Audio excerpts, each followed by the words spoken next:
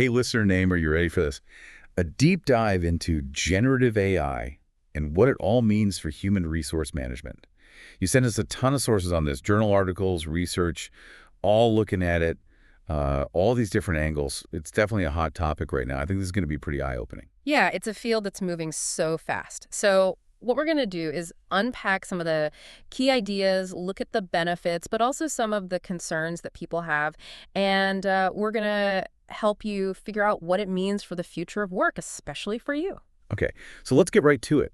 The core of what you sent is this recent journal article. It's fascinating. It's a bunch of different experts like having this roundtable discussion about generative AI and HRM. Exactly. And what's so valuable is we get perspectives from leading scholars in all these different fields, focused on the same topic. It's like a shortcut to understanding all the key debates. Perfect for a deep dive then.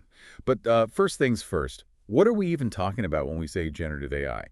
Pawan Budwar, Somyadev Chowdhury, and Jeffrey Wood, they kind of lay out the whole landscape in one of these pieces. Yeah, they make this crucial distinction between this and the AI that we're kind of used to. Like, it's not just analyzing data now. Think about ChatGPT. It's creating new content, like articles, code, even movie scripts. Whoa, so it's not just crunching numbers. It's like being creative. That's pretty wild. Yeah. And the article has all these interesting examples. Duolingo, using it for personalized language learning. Be My Eyes, helping visually impaired people navigate. And even governments are getting involved. Iceland is using generative AI to preserve their language. It's pushing the boundaries in a lot of different ways. Okay, so it all sounds very utopian, but I'm guessing it's not all sunshine and roses. Definitely not. Stephanie Decker and Savas Papagiannidis, they bring up a really important point. Whenever there's new tech, there's anxiety. They even compare it to like the early days of mobile phones. Remember, people worried they'd fry our brains or like deform our fingers. Of course, those fears were mostly unfounded. Yeah, but this time it feels different. It's not just physical effects now. It's about AI potentially changing how we work, maybe even replacing jobs. That article poses the big question. Will AI replace us, or will it just assist us? I'm guessing you've thought about that too, listener name, especially your field. Yeah, it's a question everyone's asking. And honestly, there's no easy answer. But we'll definitely dive deeper into that, especially as it relates to HRM. There's a lot of talk about AI, leading to huge productivity gains. But what about critical thinking skills? Will we lose those if we rely too much on AI? Yeah, interesting questions for sure. And that kind of leads us perfectly into the next area we should unpack. How's this all going to impact human resource management? This article goes deep on that, right? It really does. It breaks down the potential impact on, well, several key areas of HRM, employee relations, well-being, performance management. Okay, well, let's start with employee relations then. The article suggests AI could improve access to information and support. Like, imagine having this AI-powered HR assistant, like, available 24/7. Right. But Greg Bamber and Ashish Malik, they ask what the implications are of using AI in employee relations, especially when it comes to trust and fairness. What if employees feel like they're just interacting with a machine?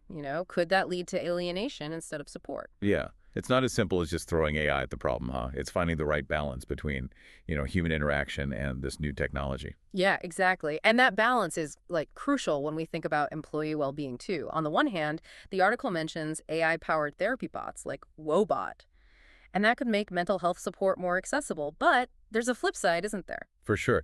What about the potential for increased stress and anxiety if people are constantly worried that AI is going to take their jobs? It's a real concern, and it's something we'll need to explore further. This whole conversation brings us to performance management. Could AI actually help make it more effective?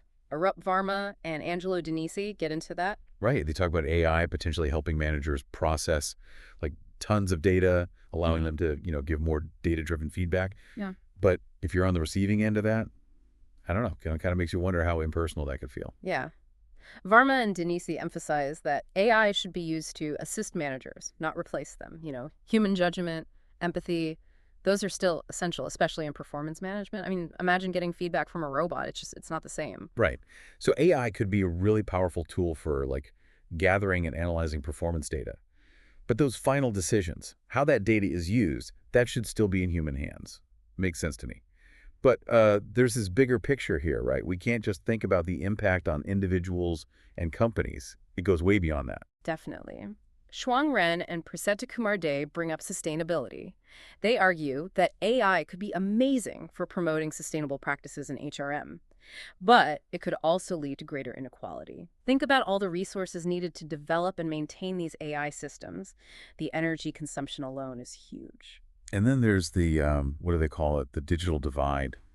If only certain companies, certain employees have access to these powerful AI tools, won't that just make existing inequalities worse? It's a double-edged sword for sure, and it shows just how important careful planning and ethical considerations are as we integrate AI into HRM. So we have this incredibly powerful new technology that could revolutionize HRM, but there are also some very real concerns. It's a complex, and I bet this is making you think about your own career path, listener name. What are your initial thoughts? Hold on to those thoughts because there's more to come. In the next part, we'll look at specific examples of how AI is already being used in HRM, both the successes and the challenges. And we'll keep relating all of this back to you and your career. Sounds good. We'll see you back here soon for part 2 of this deep dive. Welcome back to our deep dive on generative AI and HRM. Excited to get into some real-world examples. Me too. In part 1, we were talking about AI's potential impact on things like employee relations, well-being, performance management. So now let's see how it's actually playing out in the real world. This article goes into some interesting case studies, right? It does. One that really stood out to me was how some companies are using AI-powered chatbots, for employee onboarding.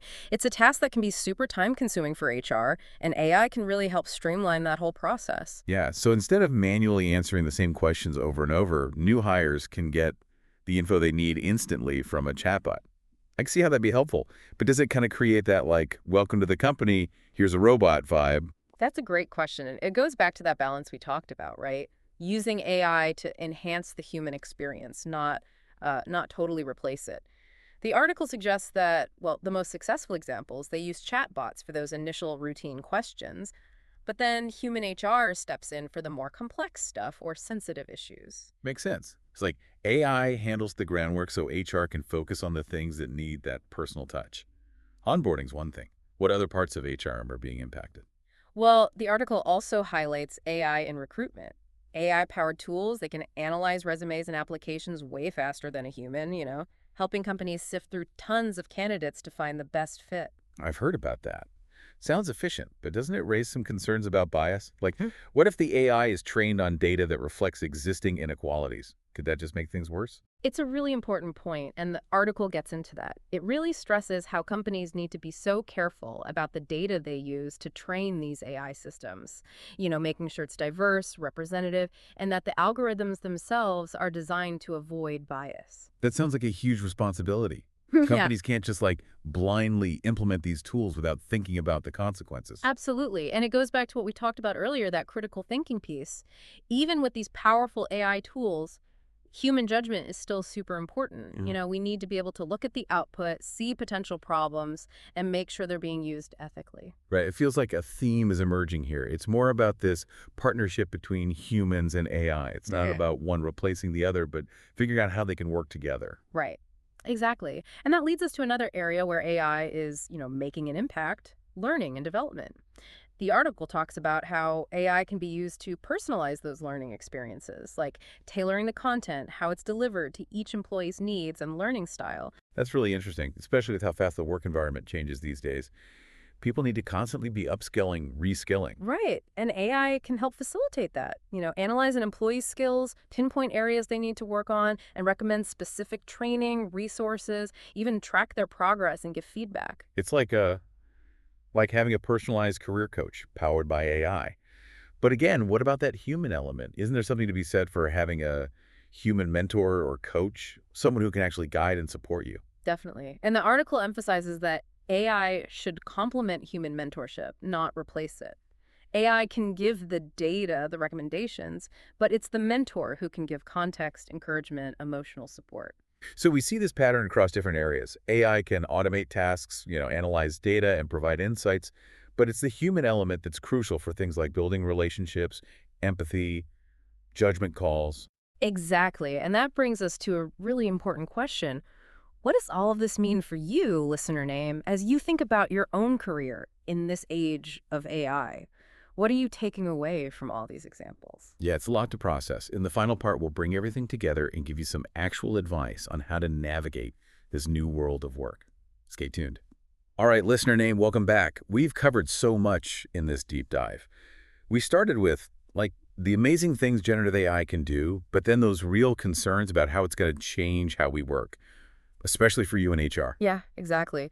We talked about benefits like personalized learning, all those streamlined processes, making decisions based on data.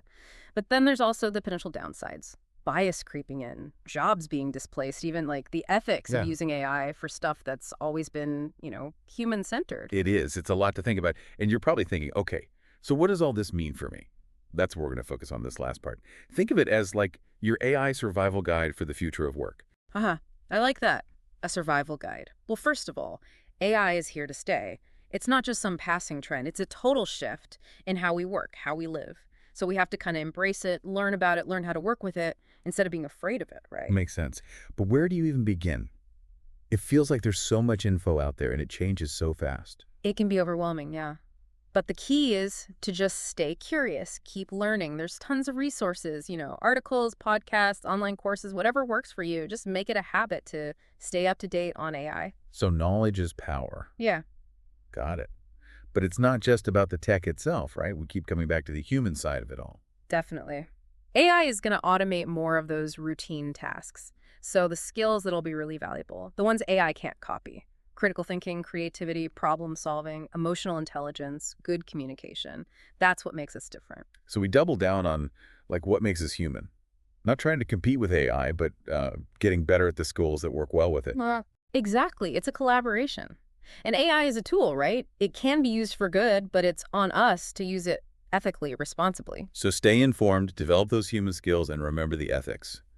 Anything else to think about as we navigate all this? Don't be afraid to experiment. Try using different AI tools, see how they help you in your work. You might be surprised. But always look at them critically. Don't just accept whatever they spit out. Use your own judgment, your experience, your human insight to look at the results. Awesome advice. To wrap things up, listener name, I think the big takeaway is this. The future of work with AI, it's all about adapting, collaborating, and always learning. It's saying yes to the possibilities, but not forgetting our human values. Well said. And remember, we create the future. By staying informed, developing our skills, and talking about AI's role in our lives, we can shape the future of work so it benefits everyone. Great way to end it. Thanks for joining us for this deep dive, listener name. Hope you found it insightful and useful as you navigate this new world. Absolutely. Until next time, stay curious.